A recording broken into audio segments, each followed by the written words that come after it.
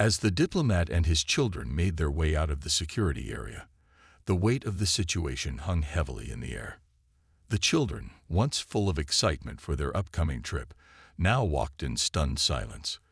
They were confused and shaken, unable to understand why they had been treated the way they had. The excitement of flying to a new place had been replaced with a feeling of unease.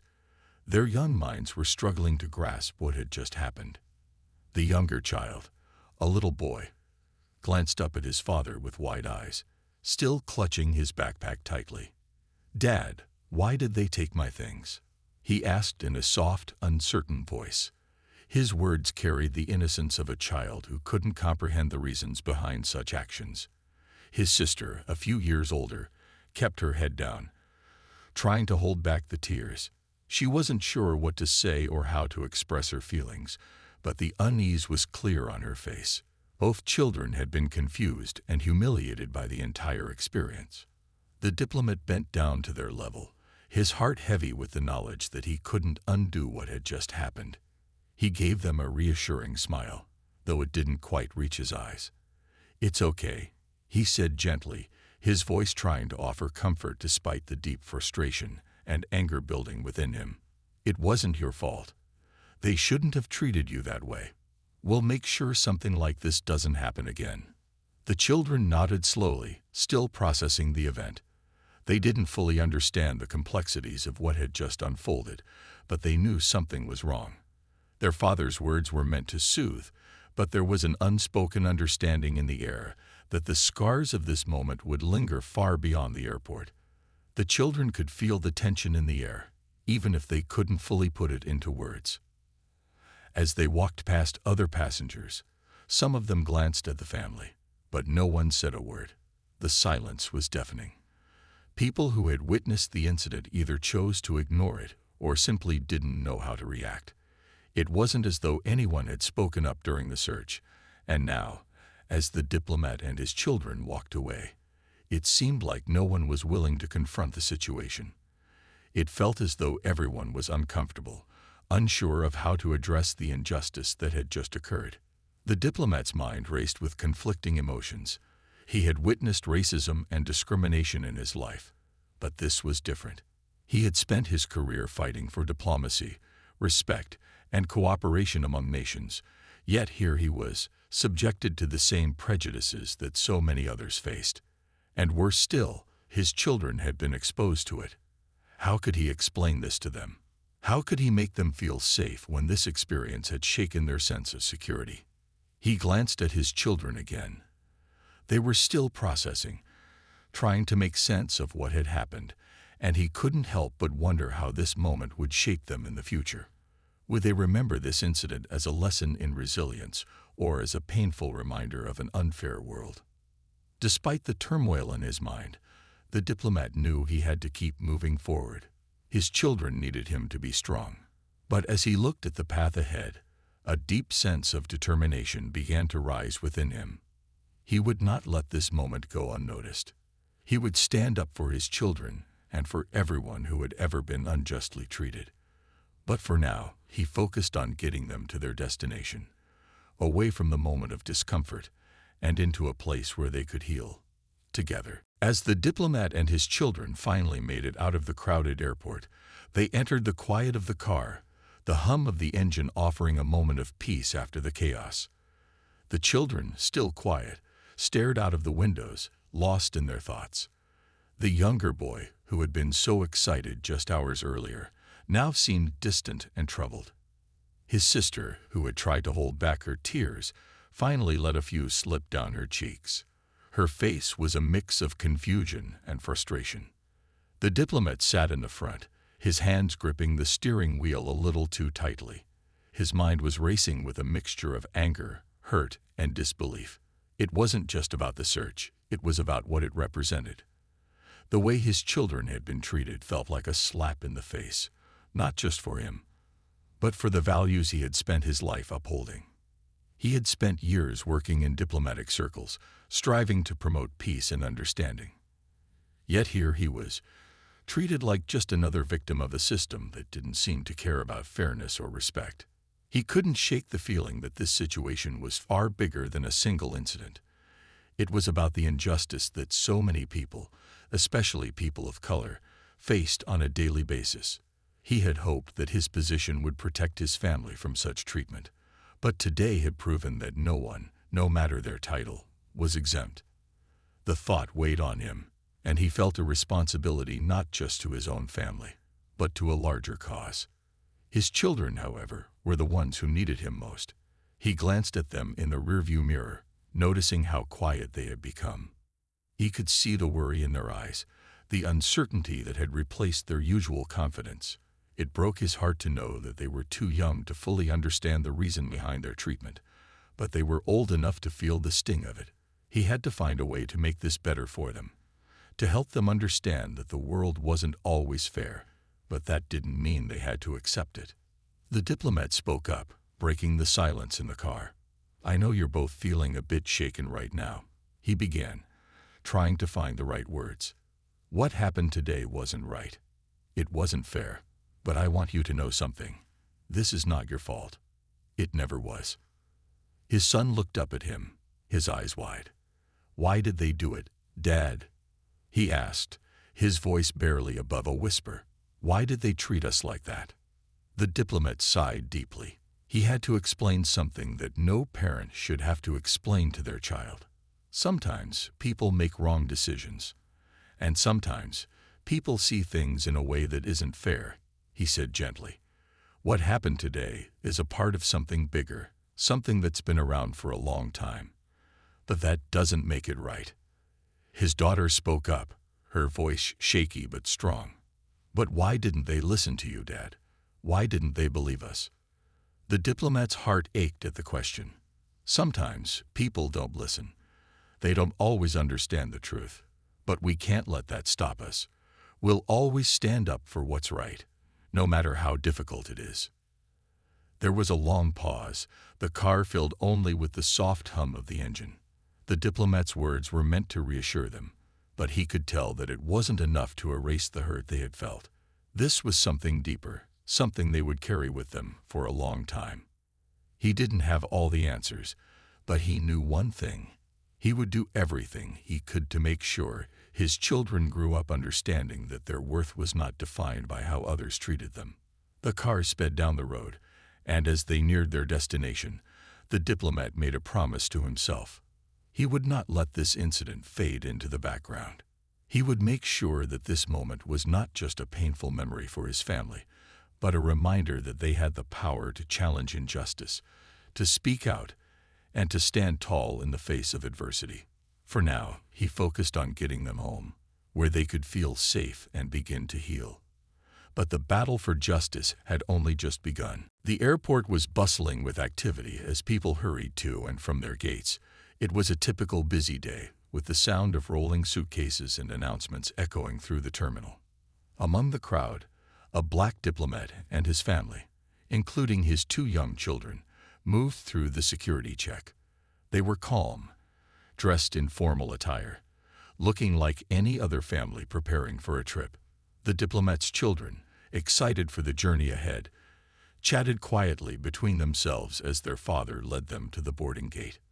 However, something about their presence seemed to catch the attention of a few officers patrolling the area. The family continued walking, unaware of what was about to unfold.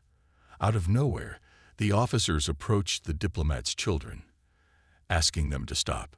The diplomat, surprised, turned to see what was going on. The officers, without explaining the reason, motioned for the children to open their bags. The diplomat felt a knot form in his stomach as he watched his children, who were no older than 8 and 10, look up at him with confusion and a hint of fear. The diplomat immediately stepped forward to intervene.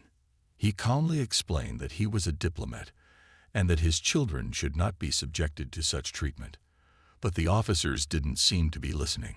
They continued with their search, going through the children's bags, rummaging through their belongings, and leaving them feeling embarrassed. The children, who had once been excited for the trip, now stood frozen, their faces pale and their eyes wide with disbelief. Despite the diplomat's status, the officers didn't back down. He could feel the weight of the situation. His diplomatic immunity seemed to hold no value here. As his children were being treated like suspects, he struggled with the helplessness he felt. He had worked hard to achieve the respect he had earned in his country and on the global stage. Yet none of that seemed to matter at this moment. Nearby passengers watched in silence, some offering sympathetic looks, while others quickly turned away. No one spoke up, and the tension in the air grew heavier. The diplomat's voice was firm but quiet as he tried once again to reason with the officers. "This isn't right," he muttered to himself. But the search continued, and it wasn't until a supervisor arrived that the officers reluctantly allowed the family to go. The diplomat quickly gathered his children, still stunned and silent. His mind raced, not just with anger but with confusion. How could this happen? Why were they being treated this way? He reassured his children, telling them it wasn't their fault, that everything would be okay. But deep down, he knew it wasn't just about this one moment. It was about a larger issue, one he had faced before, but never quite like this. The humiliation his family experienced would not soon be forgotten. As they walked away, the diplomat's thoughts were consumed with questions. He had encountered racism before, but this was different. He wasn't just an individual, he was a representative of his country. And yet, it hadn't made a difference. The reality of racial profiling hit him harder than ever. What would happen next? How could he protect his family from experiences like this? And how could he make sure that this unjust treatment was acknowledged? This moment, in all its unfairness, would not go unnoticed. The diplomat knew he had to stand up for his family and for the greater good. But at that moment, all he could do was walk away with his children, trying to comfort them after an experience they would never forget. The incident at the airport didn't fade quietly into the background. As the diplomat and his children settled back into their routine at home, the world outside seemed to take notice. News outlets picked up the story, and before long, the incident became a topic of widespread discussion. Headlines appeared in newspapers and news websites, drawing attention to what had happened. It wasn't just about the diplomat anymore. It was about a larger issue, something that affected so many people, particularly people of color, who had faced similar treatment and prejudice in the past. The diplomat had never expected his family's experience to make such an impact. He had always believed in diplomacy and peaceful negotiations to solve problems, but now it seemed that the world was more than ready to listen. His phone rang constantly, calls from journalists, colleagues, and even friends from across the world, all eager to hear his side of the story. The media coverage was intense, and while some of it was supportive, others seemed more interested in stirring up controversy. In the days following the incident, social media exploded with posts, opinions, and debates. People who had witnessed the event shared their thoughts, some condemning the officer's actions, while others questioned the diplomat's reaction. The public conversation quickly shifted into a larger discussion about racial profiling, systemic racism, and how people in positions of power should treat others, regardless of their status or background. The conversation wasn't confined to just one city or country. It spread across borders, drawing in voices from all corners of the world. The diplomat found himself reading the comments online, some of which were supportive, others critical. But what caught his attention most were the personal stories from everyday people who shared their own experiences of being treated unfairly, of being judged based on their appearance or background. It was a painful reminder that, despite progress, discrimination was still deeply rooted in many societies. He couldn't help but think about the young people who were reading these stories and the kind of world they would inherit. Amidst all the noise, the diplomat was careful with his own words. He knew that this was a critical moment, not just for him, but for everyone who had ever felt the sting of prejudice. He had the platform to speak out, and he wasn't about to waste it. He issued a statement calling for more understanding, for better training for officers, and for a society that valued fairness and respect for all individuals. His words were measured but firm, and they resonated with many. Despite the attention, however, the diplomat remained focused on his family. His children were still trying to process everything. They had seen how the world reacted to the event, and while they were proud that their father had stood up for them, they were still deeply affected by what had happened. The conversations at home turned to what they could do next, how they could turn this experience into something positive. The diplomat spoke with his children about the importance of resilience, of standing up for what was right, and of using their voices to make a difference. But he also emphasized the need for patience and understanding.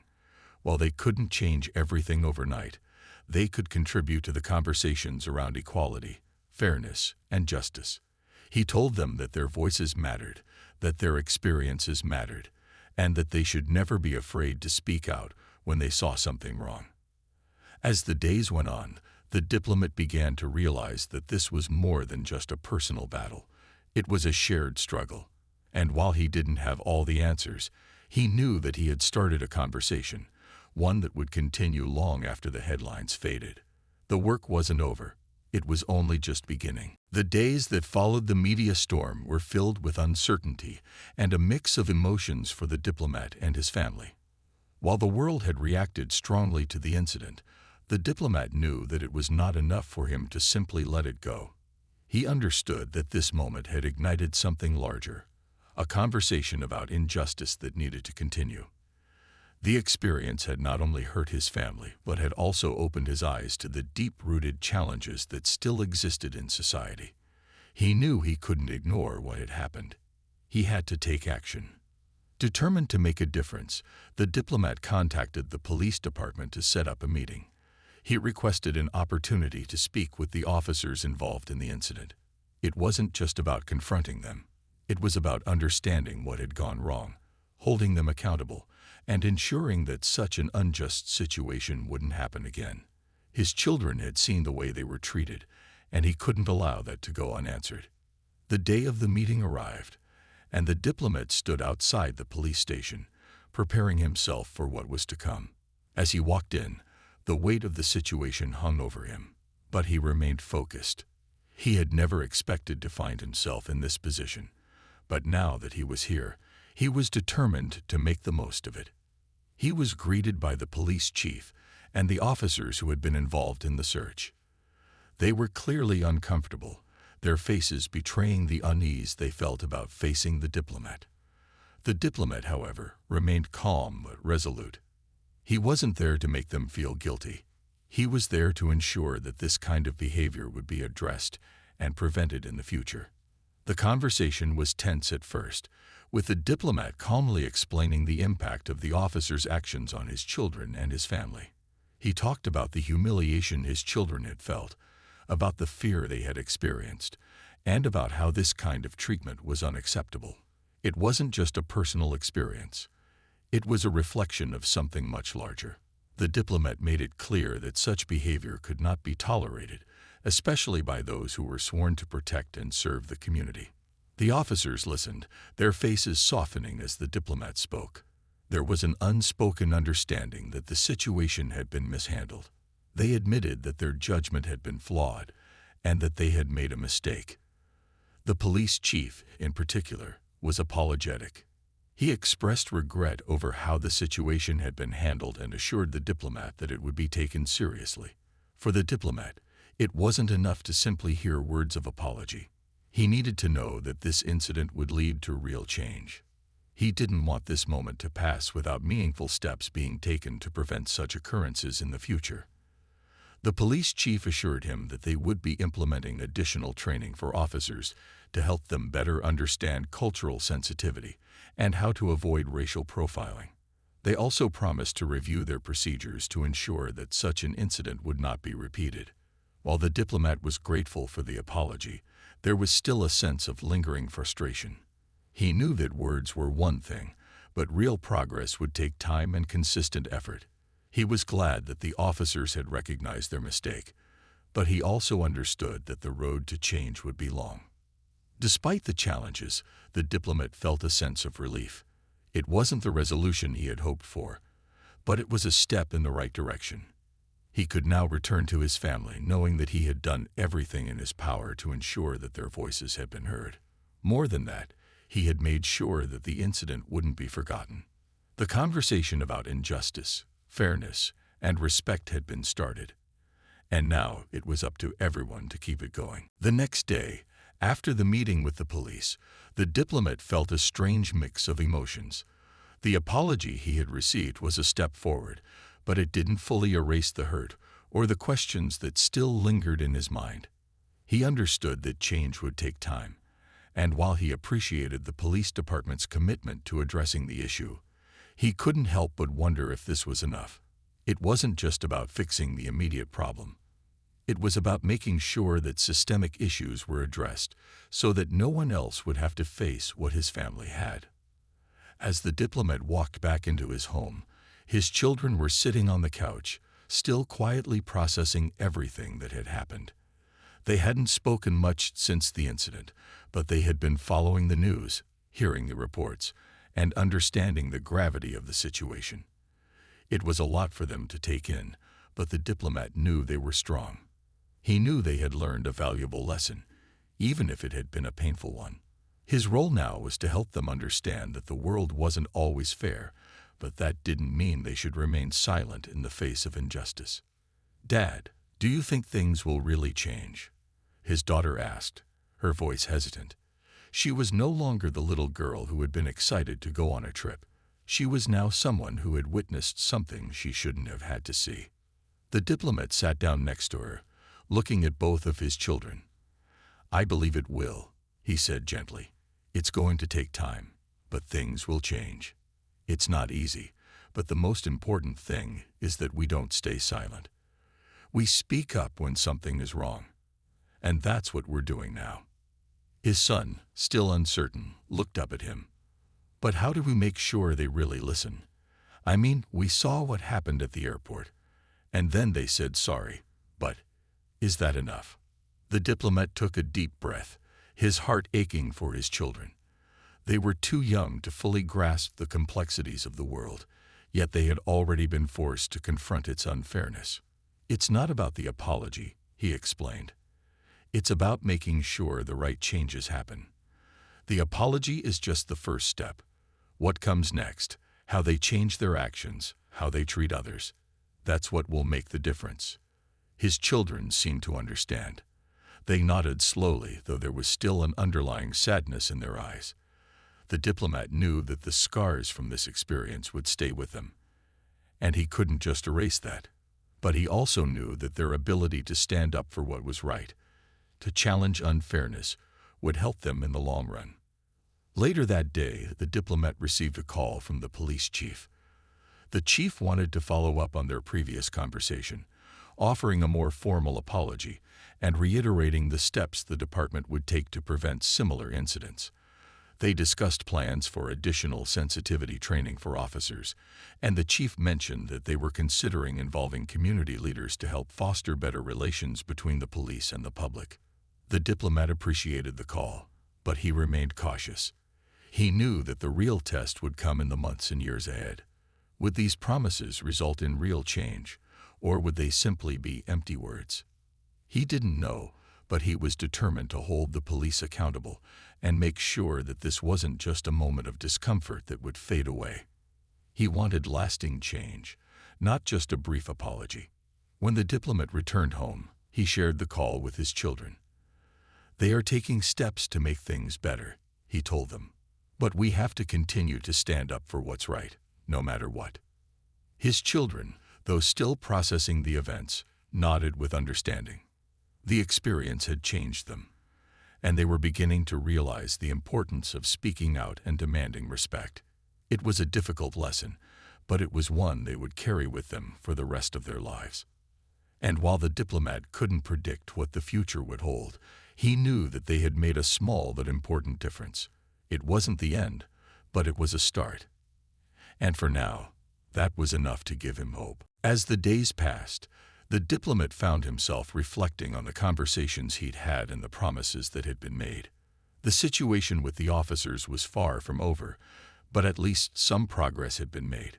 Still, the diplomat couldn't shake the nagging feeling that this wasn't just about one incident.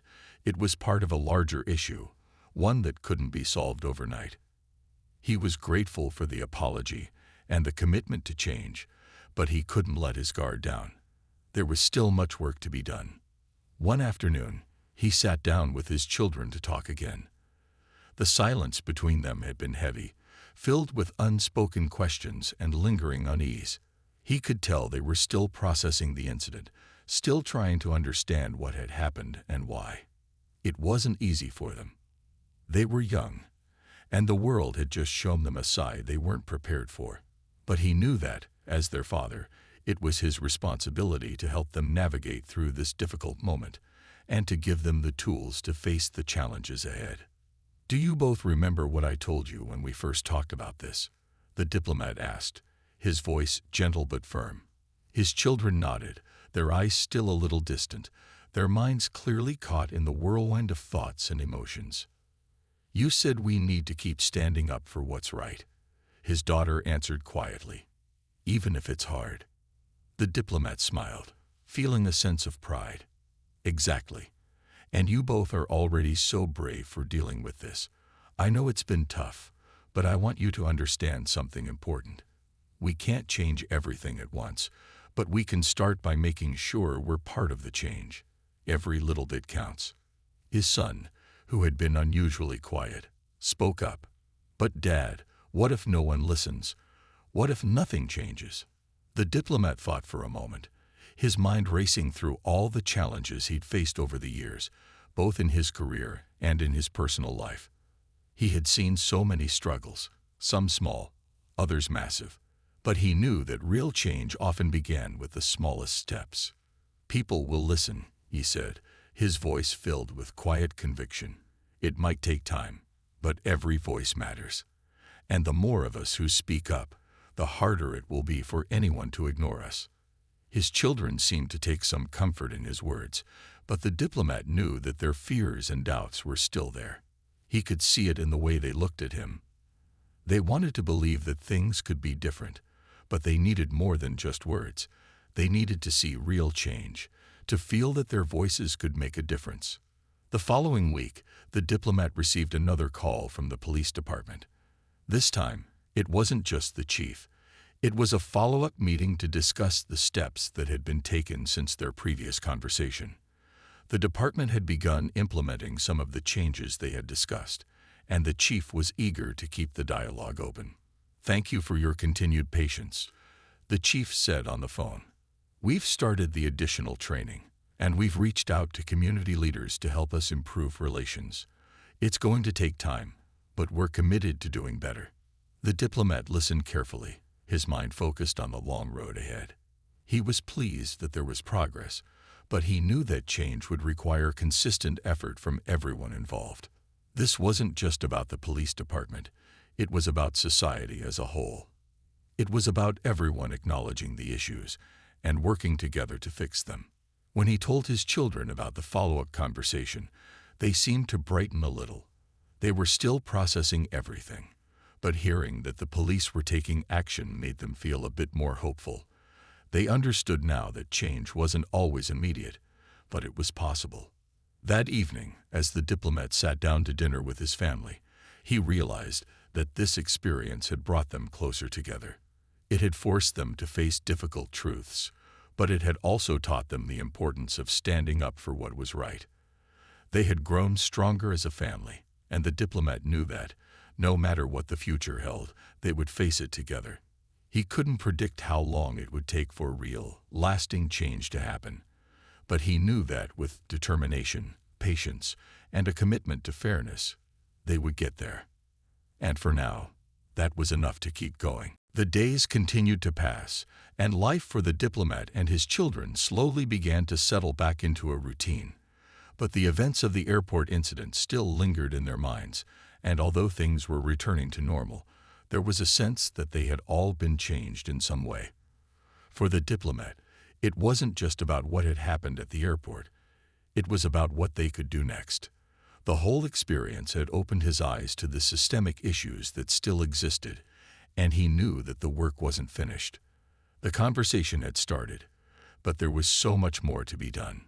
His children, though they were still processing their feelings, seemed to be gaining a new sense of strength. The diplomat noticed it in the way they talked about the world around them, how they were beginning to ask questions and think critically about the issues they had once been too young to fully understand. They were starting to understand the complexities of fairness, equality, and the importance of standing up for others. The experience had been a painful one, but it had also given them a deep sense of resilience, something they would carry with them for the rest of their lives. The diplomat couldn't help but feel a deep sense of pride as he watched them grow through this experience. Despite the hurt, despite the unfairness of what had happened, they had come out the other side stronger. They had learned that their voices mattered and that they had the power to make a difference. It was a lesson that would stay with them, no matter what the future held. As time went on, the media coverage of the incident began to fade. The story, though impactful, was no longer the top headline. But for the diplomat, the work didn't stop just because the attention had shifted. He continued to engage with the police department, checking in on the progress they were making with their reforms. He also made efforts to connect with community leaders, seeking out opportunities to contribute to conversations about racial equality and justice. He knew that this wasn't something that could be solved in a single conversation or meeting. It was a long-term effort that required ongoing commitment from everyone involved. One evening, the diplomat sat down with his children again. They were older now, and they had started to understand more about the world around them. It was time to have another conversation, to make sure they understood that this wasn't just a moment. It was a cause that they could be part of for the rest of their lives. "We've learned a lot from this, haven't we?" he asked, his voice steady. His daughter nodded, a thoughtful look on her face. "We've learned that it's important to speak up when something's wrong," she said quietly. "And that sometimes it's not just about us. It's about everyone who's been treated unfairly." The diplomat smiled, proud of how far they had come. "Exactly. And that's why we keep going, even when things get tough. Because the more we stand up for what's right, the more we can help change the world for the better." His son, who had been quiet during most of the conversation, spoke up. "Do you think things will get better for everyone? Will people listen to us?" The diplomat paused, thinking for a moment. He wasn't sure how long it would take for the world to change, but he knew that the key was to never give up, no matter how hard the journey might seem. "I believe things can get better," he said, his voice filled with quiet conviction. "But it's up to all of us to make that happen. Every action, every voice, big or small, matters." They all sat in silence for a moment, reflecting on the weight of those words. The diplomat could see the determination in their eyes. Despite the challenges, despite the setbacks, they were ready to face the future. And so was he. In the end, the diplomat realized that the real victory wasn't in the apology or the promises made by the police.